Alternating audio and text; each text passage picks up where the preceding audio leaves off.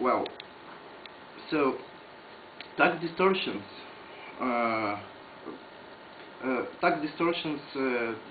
which is the main argument of opponents of inflation. But we have almost forgotten that zero inflation rate is desirable in itself, as knowing that the price level will be the same in 10 or 20 years as it today simplifies a number of complicated economic decisions. Our parents and their parents had that luxury of planning ahead that we don't have. The diagram on the slide shows the UK price index since 1700. This is Bank of England's information. As you can see, persistent inflation is a very recent phenomenon. So you can see it becomes, after the Bretton Woods actually, it becomes to take off, and after the Nixon shock, it really takes off. So this, the reasons, in my opinion, are obvious. Pegging the currency is one of the possible ways to overcome inflation and exchange rate volatility. But till today, no peg, in particular to gold, has proven its feasibility. On the other hand, the big selling points of floating exchange rates, monetary independence, and the consolidation of trade shocks have not lived up to their promise. Thus, the question of the optimal monetary regime is still wide open. If we consider in retrospect any process of value creation and go deeper into its understanding to the level of physical processes, it becomes evident that any process of this kind is nothing else than overflow and conversion of energy. In our view, the most correct, objective and fair peg of a new global or national currency unit is precisely the energy and unit of its quantitative expression, the joule. Since joule is an absolute measurement unit, this kind of peg will ensure stability of the new currency as well as transparency of its value creation. We have called this hypothetical energy currency eco-unit to reflect the idea of finiteness of total amount of energy and thus resources available for use in the economy, and to emphasize the necessity of energy balance transactions between human and environment. I will go more into details on this balance a little further. What will shape the cost?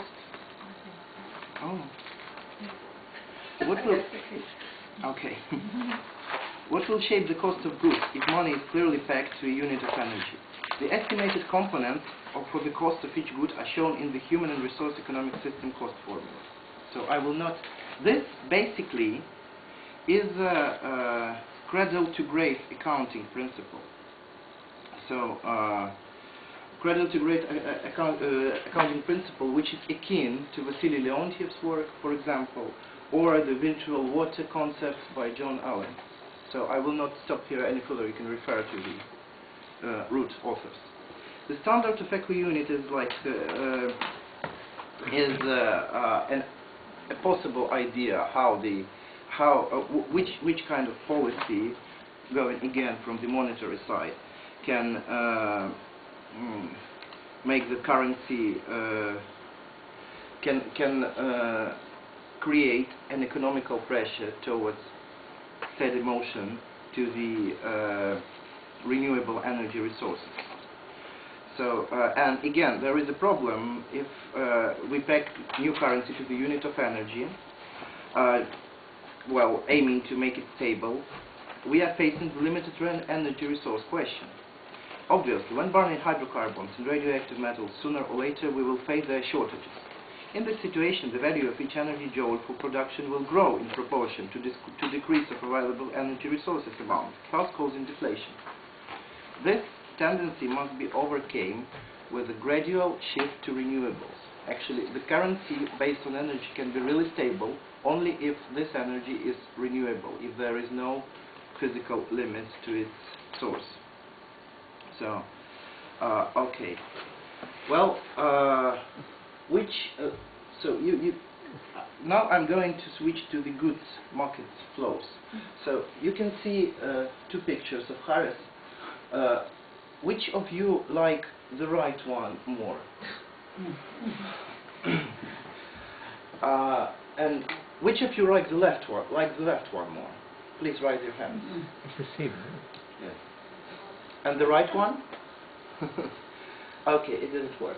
Anyway, the point is that most of, well, me, my colleagues, and most of people who I show these two pictures, they like the right one more, because this is the direct picture, and the left one is a mirror reflection, and only Hares peculiarly likes himself, this one more.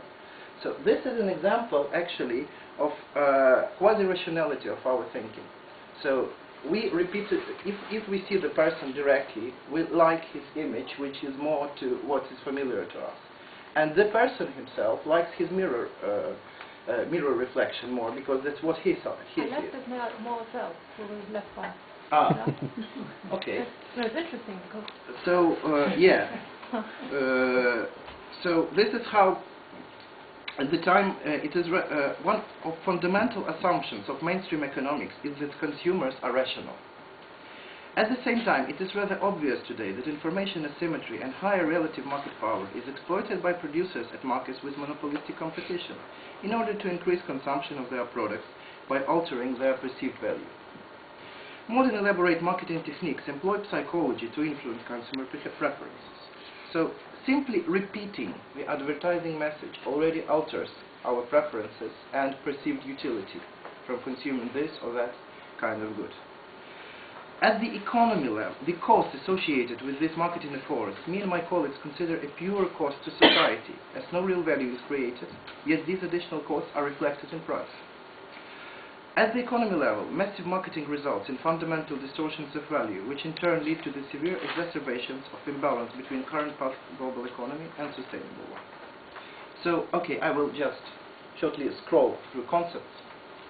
The main there are two things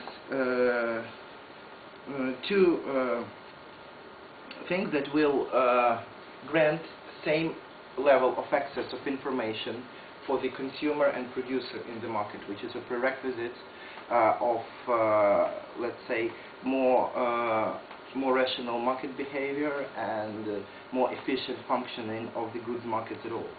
First is complete abolition of cash. Second is obligation of the producers of goods and suppliers of services to open all the information on their production and components of price, excepting those protected by the patent law. So, actually, this is technically feasible already today.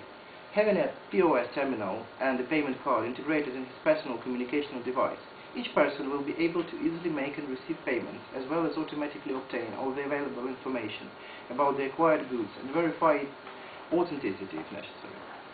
This is not only achievable by current state of technology, but already widely used for many goods and services we buy through the web. Okay, so now with different... okay, we can go through this. So this is important here. The principle of sustainable economic accounting. When we talk about the overexploitation of such natural resources as clean air, fresh water, and different ecosystems, we mean that economists used to call negative externalities.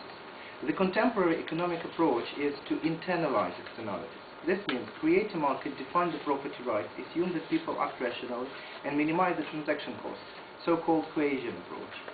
But how can one imagine, for example, the market of fresh air, not mentioning the weakness of the assumption about people acting rationally and vague possibility in this particular case to minimize the transaction costs and define the property rights? The human and resource economic system proposes a sustainable approach to economic accounting based on and with respect to the principles widely described in ecological economics as natural capital should be definitely added to the typical capital asset analysis. Every economic transaction is a trade between the human and nature. What we take from nature should be given back. So this is cradle-to-grave accounting again. This approach provides clear and strong economic incentives to lower natural resources waste and cut negative externalities to efficient levels, which means this means actually that all the costs, real costs, expressed in the units of energy should be included in the cost which is used information of market price of any good. So this will make ecological efficiency a vital component of competitiveness. To conclude, the transition to human and resource economic system requires three main reforms that could fix the impediments to efficient market